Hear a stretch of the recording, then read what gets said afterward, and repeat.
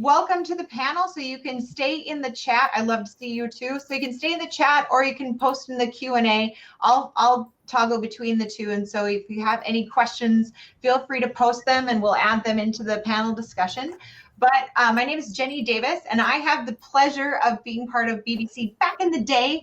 So I worked at the partner channel and owned it for 8 years, and created the second gen of the partner event after Microsoft had started it. So that was an extreme pleasure of my career, of being able to see people come together and learn from each other in a warm environment, and to have it back is just incredibly rewarding, and I'm excited to be with you. So we're going to go through and do some introductions of our panelists, and we'll go next to Natalie. Sure, great. Thanks for having me. So my name is Natalie Jackson. I'm the marketing director, automation geek at the Influence marketing platform. So if you like to talk about email or marketing, or if you hate it, either way, I would love to chat with you about it. I'm excited to be here. My very first Microsoft event was the partner event in St. Louis. I don't remember what year that was, but it was my intro to the channel, and to really figured out that channel marketing is a whole different beast than just regular marketing. So I'm really excited that this event is happening and that it's here for channel marketers, and I'm excited to share some of my perspectives. Excellent. On to Julia. Hi, everyone. I'm Julia Flaherty, Digital Marketing Specialist at Ledgeview Partners. We implement Microsoft Dynamics 365 and marketing automation solutions.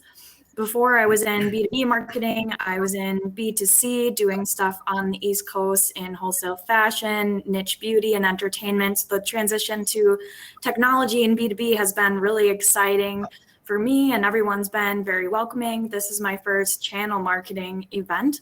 I've been doing B2B for almost 4 years now, and I've been to Community Summit in the past, so some of you might know me and be familiar. I'm really excited to talk to everyone about this topic today. Excellent. And Roland.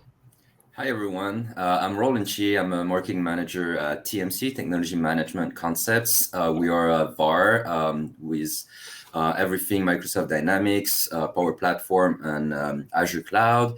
I've been working in the professional software industry for almost 10 years now. So about 10 years of B2B marketing experience.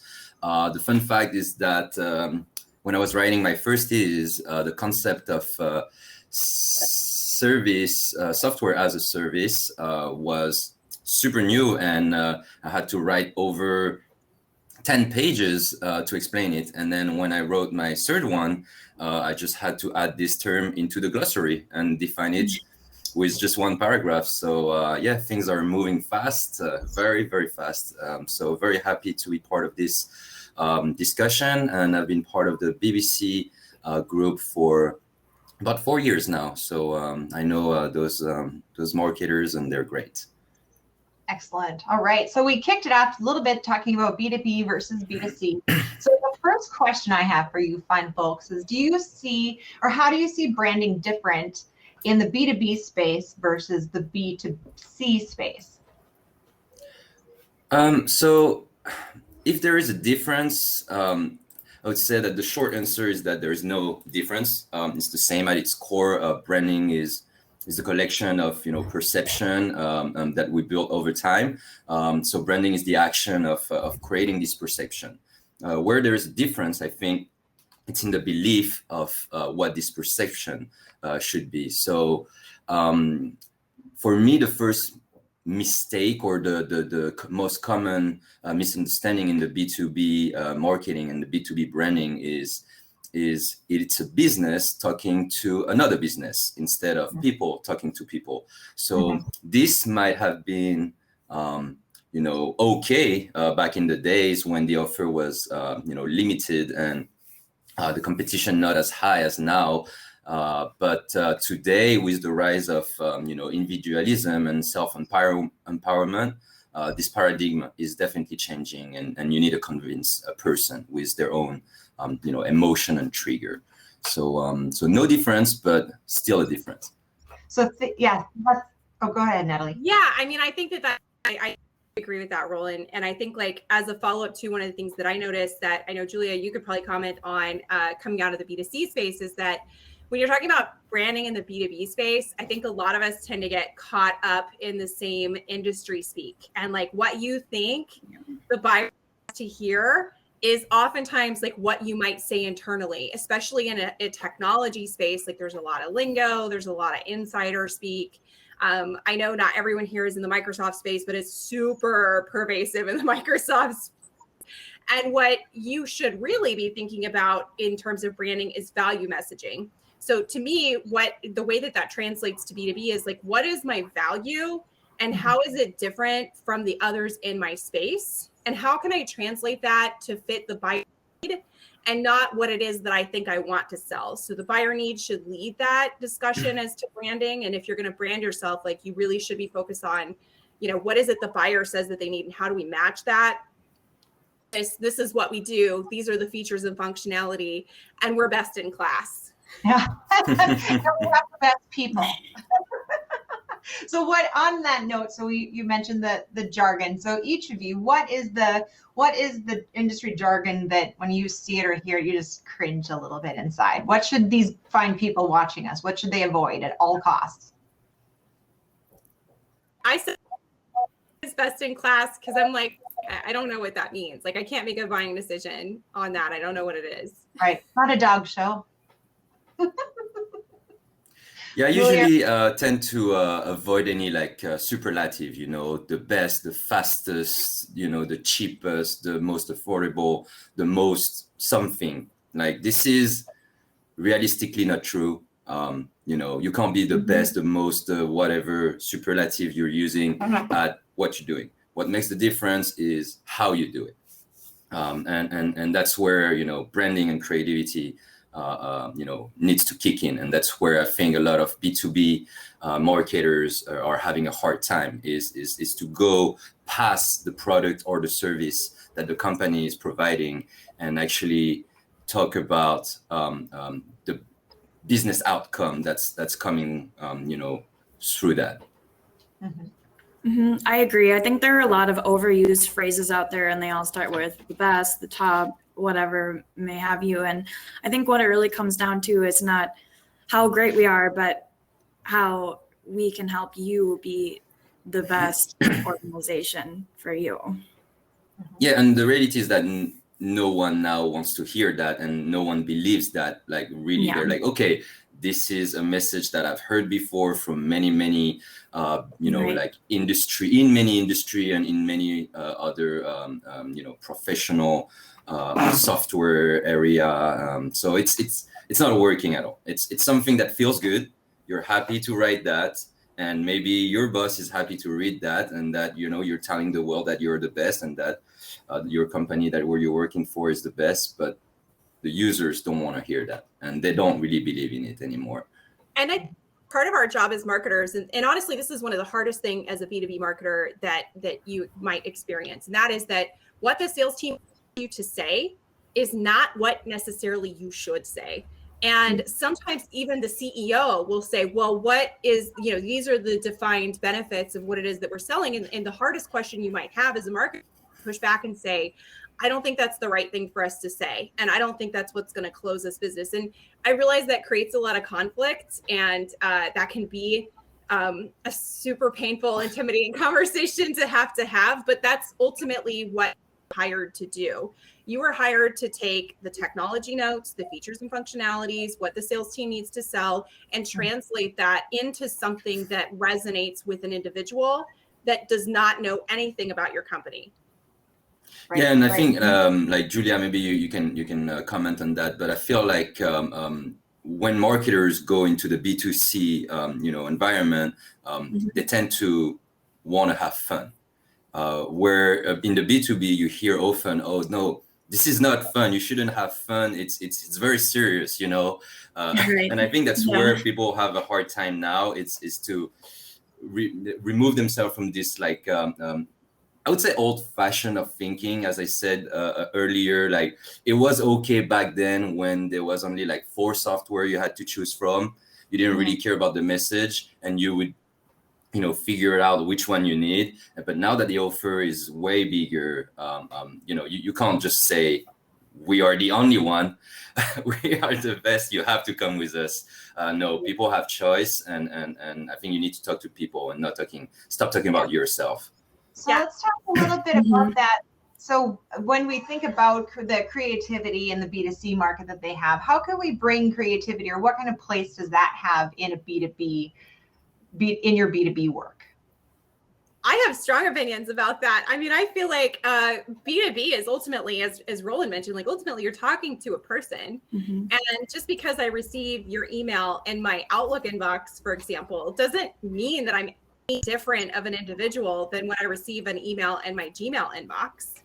And so I think that, like, as B2B marketers, there's an opportunity for us to be a little bit more playful. I mean, you want to make sure you're in alignment with your brand standards and like who you are and your values, but like, there's no reason that you can't be tongue in cheek. There's no reason that you can't be more playful or that you can't create an interactive experience. I know when we were prepping for this before and talking about some things, like my biggest inspiration comes from interactive and experiential marketing, which is like huge in the B2C space and usually involves a storefront or a B2C retailer that's like trying to get you to interact with what it is that they sell.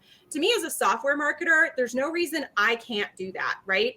I have a software tool that does super cool things. There's no reason I can't use the software tool to show the software tool in action. So at Emfluence, I've put together a ton of campaigns that heavily leverage our marketing automation platform to show you how a marketing automation platform like ours would work for you.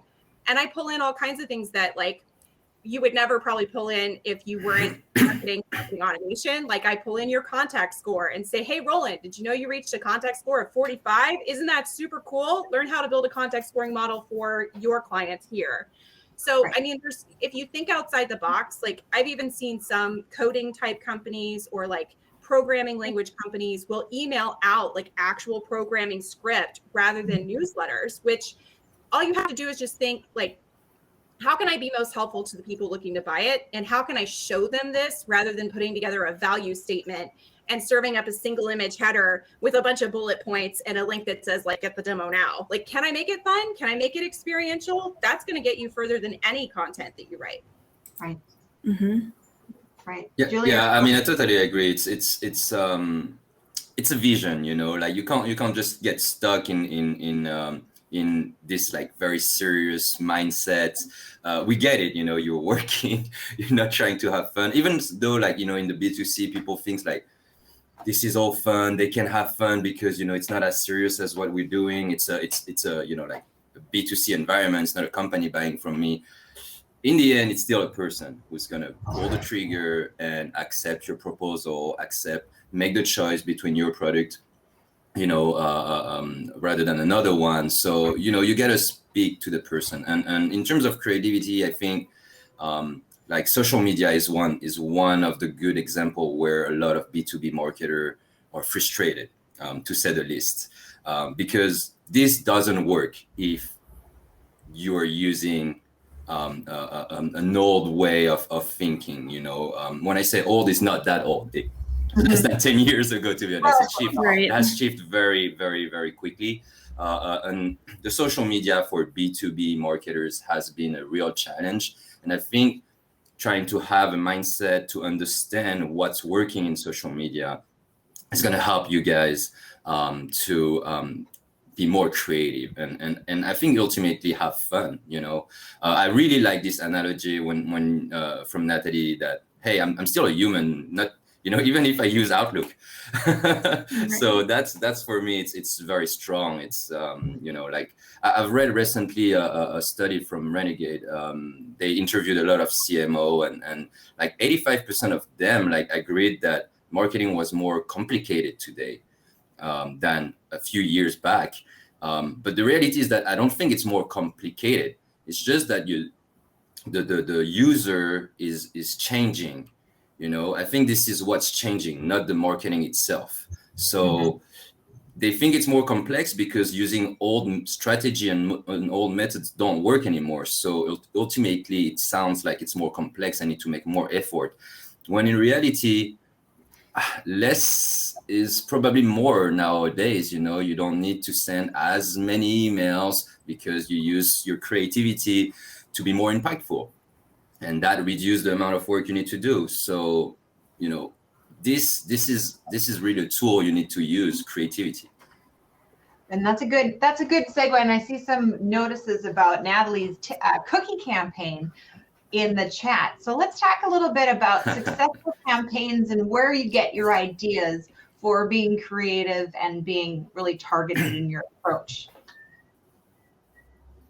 One of mine, if you want, that kind of came out of that. So a few years ago, every year for our conference, which normally we do in person and obviously has been impacted in the last 18 years, we usually do a fun t-shirt for our conferences that's like an email. It's definitely like an email geek kind of a t-shirt, and it's an email geek conference, right?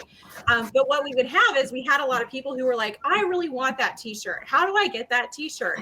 And I started to think, well, from a perspective, one of the big email campaigns that a lot of people run in the B2C space is an abandoned cart campaign. So I actually got us to build a fake pretend actual t-shirt shop. So like, can you buy our t-shirts online? Yes, you can. But the purpose of them is very clear on the site. It says like, put this shirt that you want into your shop cart and then purposefully abandon it so that you can see our website, our e-commerce store working in action with the influence marketing platform. And when you get the emails, it's like, look at you, you did it. You abandoned your cart. And along the side is like the anatomy, like what a good abandoned cart email structure would look like. There's like a button to redeem free shipping if you actually did want to buy the shirt. So, I mean, for me, like it was just thinking, what do I have on hand? And how can I use it to make this practical for the people who might be buying? Since we have people who buy in the B2B space, like that to them helps them see it. Oh, okay, I can see the functionality rather than a salesperson saying, work, I promise you. And then you get into implementation and realize that, maybe things don't work as promised or whatever. Like you can see it, it works, you're in it. And that to me is a great way to think about the software sales cycle. Can you show it working in action to demonstrate confidence in its functionality? It's fantastic. Julia, how about you? Yeah, those are great examples. Super creative, Natalie. Yeah. I would say for me personally, I get a lot of ideas just from following like-minded marketing professionals and peers. I really enjoy Marketing Profs. I subscribe to Anne's newsletter, and also just looking at brands that I like and trying to analyze what elements I think they're doing well and how I can translate those onto what I'm doing. And it doesn't matter if they're B2C or B2B, because at the end of the day, those core concepts, they still apply. And I think we talk a lot about humanizing marketing, and it's all about building relationships. So it doesn't matter what sector you're in, you're still going to be able to use those core concepts in what you're doing. Excellent. Roland? So I think I'm kind of in between Natalie and Julia.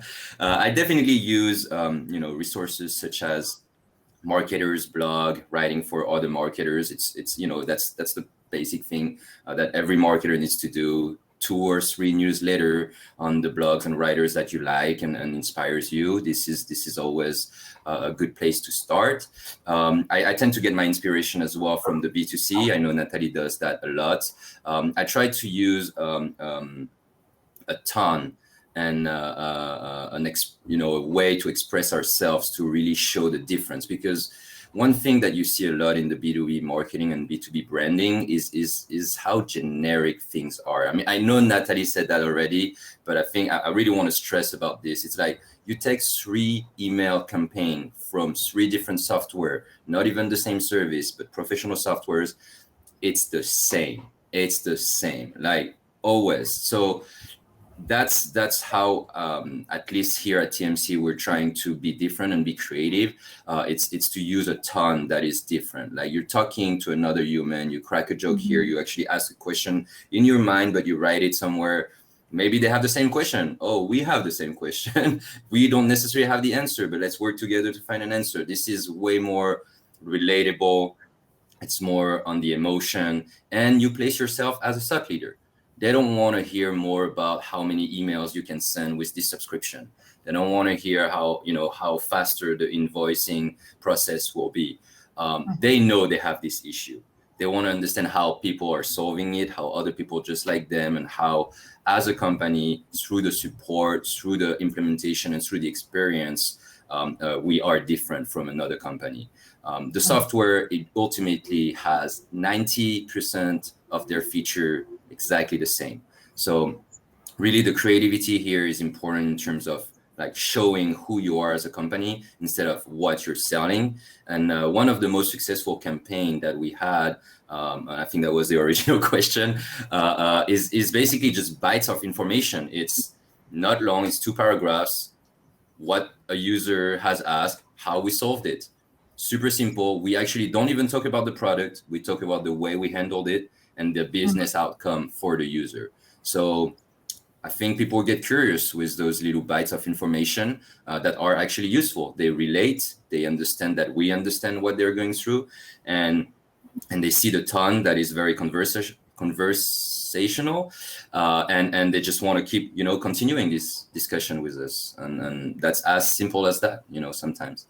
Yeah, and I would say too, and it's true in the Microsoft space, if you look at partners and VARs. But I mean, you probably all have seen the MarTech 3000 chart that they come out with every year. That's like the entire marketing landscape, and it's like intensely overwhelming. Somewhere on there is Emfluence, and all of the logos in the marketing automation space are that big, right? So I mean, to Roland's point, like when people say to me like, oh, well, how is Emfluence different from Marketo or Click Dimensions or Adobe Campaign or name it, right? I mean, there are literally hundreds of marketing automation platforms out there. And to Roland's point, like they all functionally do pretty much the same thing. So I always tell people when they ask me that question, I'm like, look, if you line up feature set to feature set, like that's not really a successful way for you to evaluate platforms. You really ought to be looking at relationship, at responsiveness, like what's the feature roadmap driven by, how are they getting to where they want to go next? Like those are the things that are important. And more than anything, what's important is the relationship. And it's true in the Microsoft space. If you're a VAR, I used to work at a VAR. If you're a VAR, like VARs pretty much do the same thing. So why am I going to pick you versus the other VAR? It's got to be something about the relationship in B2B and not about the features and not about the functionality and not necessarily about the awards that you won. All of those things are fine and you should definitely still have them, but do not lead with them. Those will not help you.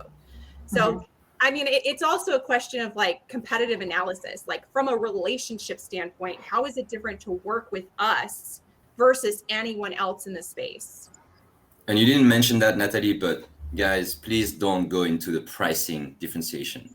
This is the worst thing you can do. This is really the worst thing you can do. Please don't do that.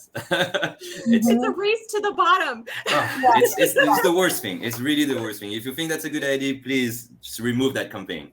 So I have a great example that I read recently on a blog that I can share real quick because I think it's really tangible. And it was Xerox when they were selling color copiers. And theirs were more expensive than the competitors, and they were losing out on price time and time again. And they actually found this study that wasn't sponsored by them. They discovered this study that said that students had a higher learning retention rate, I think by 75% when they had high color prints versus black and white. And so Xerox actually flipped their entire messaging strategy from pricing, features, and functionality to, hey, did you know that students have a 75% higher learning retention rate when you use high color printer copies than when you use black and white? That's what they led with, and they killed it in their sales cycle just by flipping that message away from pricing, features, and functionality. And that to me is a huge inspirational case study of okay, yeah, I need to lead with something other than features, functionality, and price. Yeah, that absolutely. So let's talk a little bit about back to that relationship piece and getting to know organizations, individuals who are not familiar with us. So account-based marketing is really hot right now. It's the new thing that you've likely all researched and you're trying to figure out how you do it. When we think about branding and getting to know people or getting to date people who don't know us, what are some of tips there? What are the first steps for really focusing on the branding aspect of your organization when you're meeting new prospects? I'm happy to jump in. Obviously, I'm of opinion, but Roland, Julia, if you want to jump in first. I would say, to me, I'm looking at point of entry. I'm a big believer that like the best creativity is going to come in your customer journey first, and having a strong understanding of like what's happening in the journey. That's what's going to help you figure out what you need to say to reinforce the discussion and move them through the pipeline. I mean, I see this a lot, and it's easy to fall into where like you map the strategy thinking about the messaging. And the messaging is also really important, right? And what you message to a marketing qualified lead is going to be very different than what you message to someone who's got an open opportunity. So that's an important part of strategizing your campaigns, is just knowing where they are and what they need to hear at that moment to move them forward. I think like from an entry point, to me at least, it's going to be hear from me first is going to be totally different depending on where you met me. If you downloaded content, your initial journey is totally different than if we just met at an event or if you attended a webinar. It's all contingent on where did you come from? How much do you know about me when you came in? And what do I need to do to reinforce whatever challenge you might be confronted with based on discovered in my customer journey mapping? That's a very good point, Natalie. I mean, we're all strategists here. We spend a lot of time, doing some strategic thinking and putting a plan on a, I was going to say on the table, and so old-fashioned, on a piece of software that helps us organize our thoughts and strategy. But one thing that I've noticed is that, like with all the new technology, the MarTech that we just talked about, it's just becoming more and more complex. It's just becoming more and more complicated, and I see more and more marketers trying to be as complex as possible, as detailed as possible for everything, and trying every touch point. That's, I think, is not where you need to start. One thing that I've heard lately that I thought it was quite fun and inspiring is try to be the Marie Kondo of marketing. So simplify things and focus. So simplicity and focus are your new besties. And start using what you have. What do you have in your company? You have people around you in other departments, and those are the one who will give you the most, creative ideas. Like, you would be surprised how the CFO envision what you're selling. You'll be surprised how support see, value in what they're doing. You'll be surprised about all the questions that a sales director hear every day. This will spike, ideas in your brain, and I really think that's where you need to start.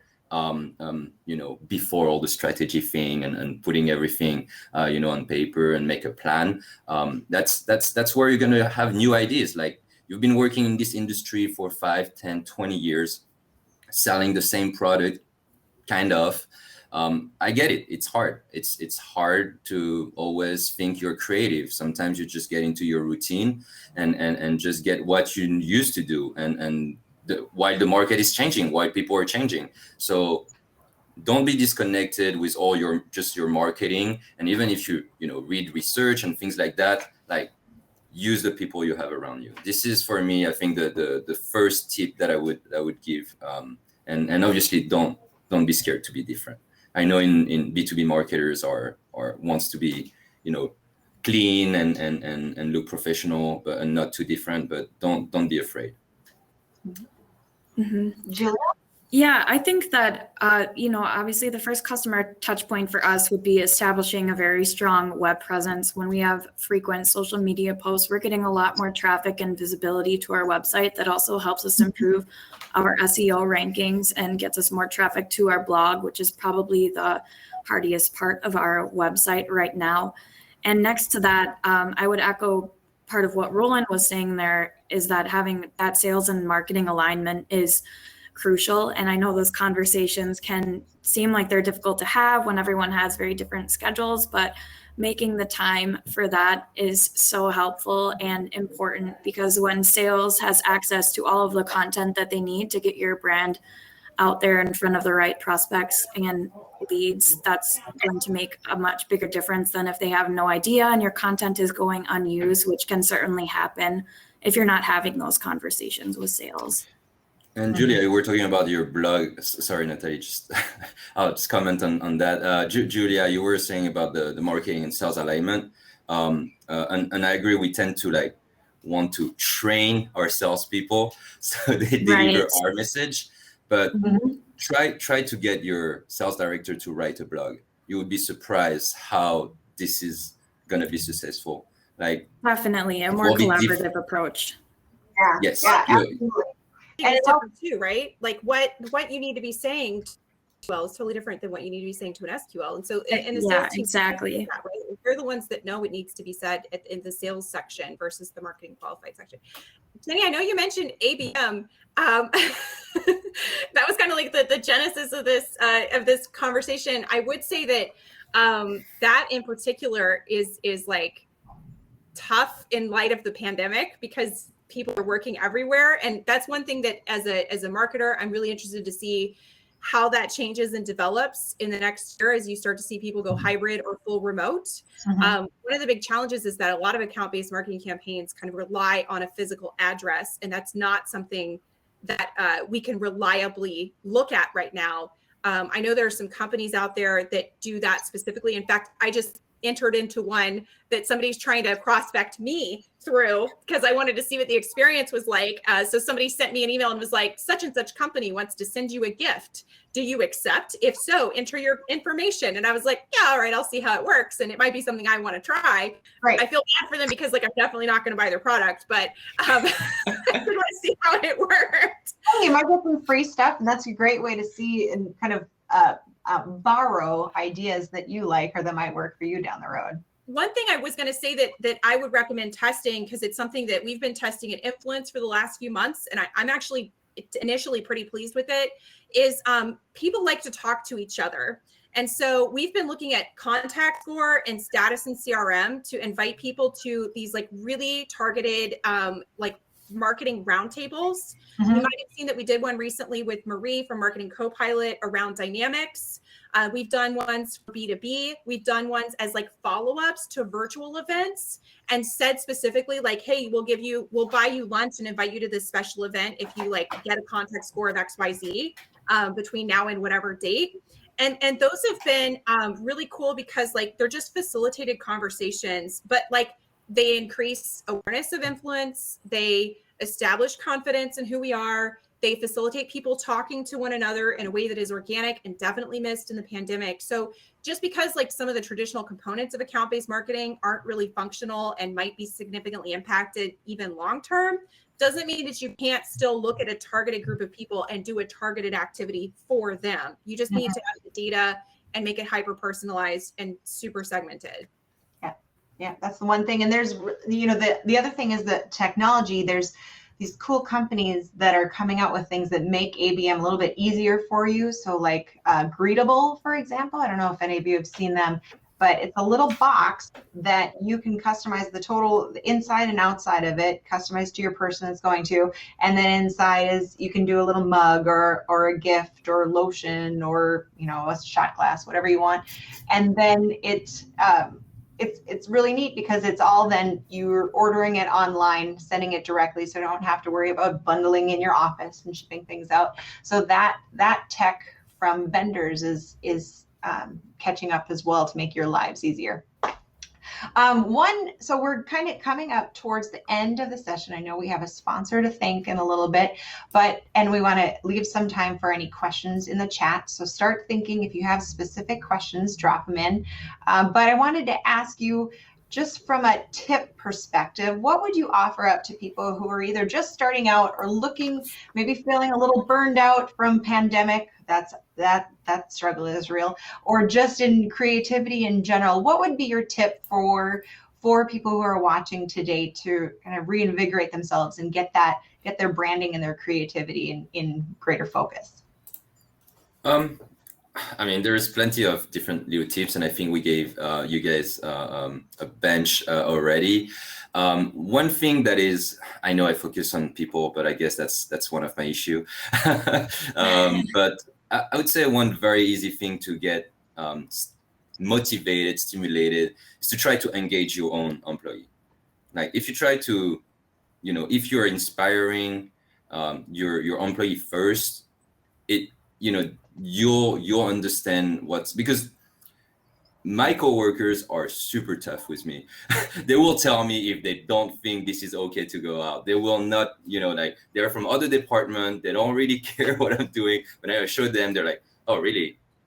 Can you change this? Can you change this? They're very polite about it, but I can tell right away that something is not working, and I think if you're close to your coworker and different employee and different department, this will be even like stronger because you can tell, and they will feel also more they will feel better actually giving you feedback and not just criticizing when you actually welcome it. Like one thing that I've heard is that if you're not if you're okay to share the credit, you can really like increase your marketing, getting feedback from the sales team, from the support, etc. And that's okay. It's not only you, and it's okay to share the success. Excellent. That's good. All right. Julia? Yeah, so I recently heard a quote that was shared by a coworker, and he said, if you don't have the time to do it right now, when will you ever have the time? And that really spoke to me about perhaps the productivity burnout that marketers might be facing after this past pandemic year. And, even not in pandemic times, you're going to be a lot more effective for your company and your own mental health, which has also been a really important topic for employees and building relationships within the company. But you're going to be more effective if you take the time to do something right the first time, rather than try and get, 3 pieces of content out in a week that are okay or mediocre. Whereas if you really take the time and work on that one piece of content and make it high quality, you're just going to get better results all around for all of those aspects. Perfect. Natalie? You might not be surprised when we say email is probably a good thing for you to focus on right now. And the reason why, not so that you go dig out your old lists and batch and blast a message that's very sales driven to all of the people. Please don't do that. What you could do though at this point is take a look at the fact that emails, when channels that has had the least amount of disruption in the pandemic, and with changes coming to say third-party cookie tracking, with changes coming ahead for how we can run paid media and paid advertising, emails are going to continue to be a really consistent, really reliable channel if you treat it well. So I would take some time now and I would go back and I would say there are a couple things I need to do. One, people subscribe to emails for one of 3 reasons: because they want information, they want industry knowledge, because they want products updates. They simply want to know, what is it that you do and how does it function and how has this product been updated? That typically has to happen lower down the funnel. And then the third reason is that people want discounts. They want special offers. And I know in the B2B space, that's like not a popular thing to say. That does not, you can't do it. I've got a gazillion B2B examples that I save of B2B companies that have done this. So keep in mind, those are the 3 reasons people tend to. If your emails don't match one of those 3 reasons, you have an email problem that you need to address. Now, the second thing that you should be looking at is, how am I going to segment my email database? You cannot batch and blast anymore. There are too many flying around. As I mentioned, email send volume is at astronomical heights right now. If you're not targeting and message specifically to the buyer that you are connecting with, it's probably going to get marked as spam or unsubscribed. You could get complaints. Batch and blast is dead. Please don't say it to me anymore. As I saw somebody in the email space say a couple weeks ago, I loved it. The only thing you should ever be blasting is a rocket. Never blast email. So, I mean, email blast. Please don't use that term. Yeah, I mean, if you run email the right way, it's reliable, it's people's preferred method of communication, and it can do amazing things for you on a super cost-effective basis, but you've got to treat it with respect. Remember, no more blasting your emails. Only rocket. It's funny that you're talking about It's funny that you're talking about discount, because we have just increased our consulting rate, and and the response on those emails were great.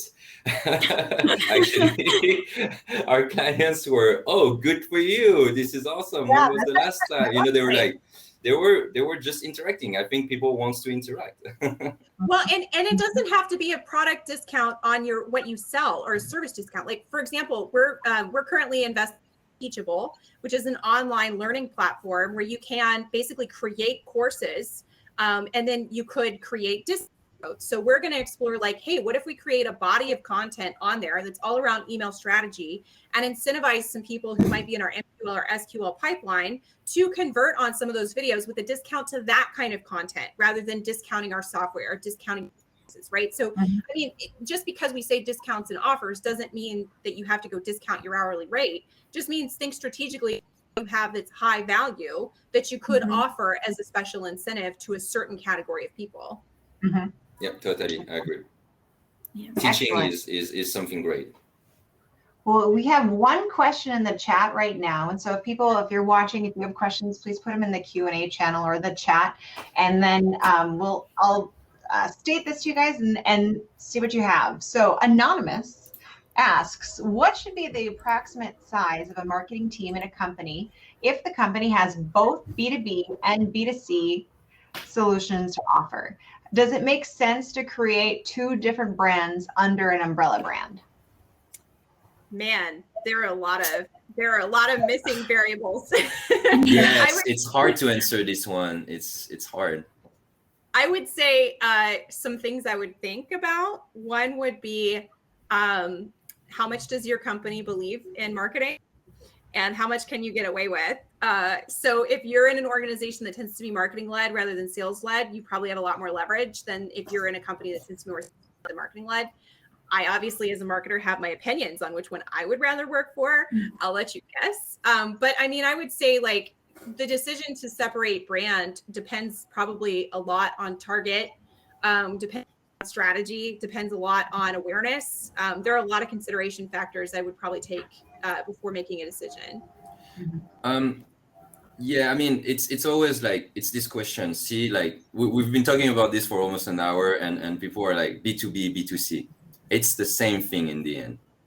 You're still talking to the same people. If someone who is outside of their work, so B2C, sees your ad, sees your communication, some people still open their professional email outside of work. They will still remember it for B2B. You don't have to make that much of an effort to like distinguish those, you know, unless it's like completely different offers, completely different services. I would say just focus on one, and you will touch both, and then slowly, you know, as you go, define more your branding and. But you know, I need way more information than that to answer the question. Definitely. But it's really like just focus on the people. B2C or B2B, it's people hear it the same. Excellent. Julia, anything else to add in there?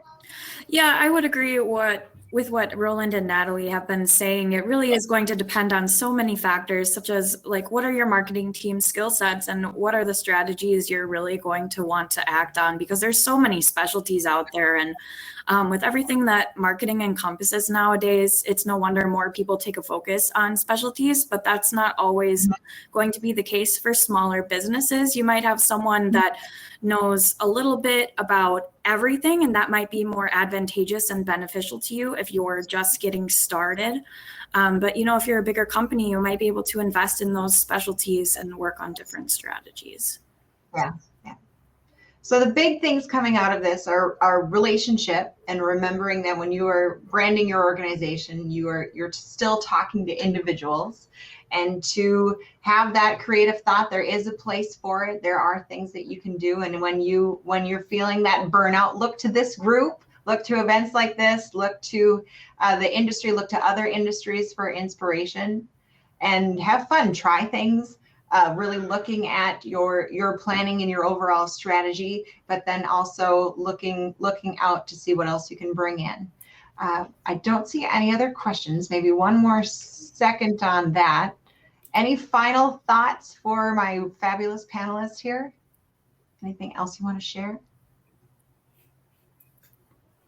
It's been really fun, and I absolutely love chatting about B2B strategy. So if you want to continue the conversation, feel free to connect, and I'll probably talk your ear off. So maybe connect with care. Perfect. Yeah. Don't go ghosting her. She'll follow you. So then thank you to our sponsor. So Blue Moon is the sponsor of this panel discussion. Thank you so much. And there is an opportunity to win a $50 Amazon gift card. So if you go to bluemoonISB.com, whack BBC-event, and Lawrence have put the link in there so you can grab that out of the chat as well. So enter into that prize drawing. Thank you so much, Blue Moon, for that. Much appreciated. And with that, I think we will call it a day. So also the happy hour this afternoon. What time is the happy hour? I don't see it on the slot there. It's at 4 o'clock Eastern time. I'm on Central Time. So 4 o'clock Central Time, 5 o'clock Eastern Time. 5 o'clock Eastern, Yeah. I can't be trusted with time And zone. 3 o'clock here in West Side. I'm a whatever my Outlook calendar It's gonna tells be me to early. do. Those are all completely still fine happy hour time. So join Yes. that, sign up. We can, let's see, well, more.emarketingplatform.com /CMA-happy hour. So hopefully you'll be able to join that. Have a fantastic day. Again, it was a pleasure to be here. Panelists, you're so well informed, and it's really fun. I've been out of the Dynamics channel for a couple of years now, but it's fun to see how it's evolving and how smart marketers, you're just doing great things, and it's my pleasure to be back with you for the day. So thank you so much. And Thanks for Have a hosting. good one. Thank you, We everyone. miss you. Yes. Talk to you soon, everyone. Bye. bye-bye. Bye-bye.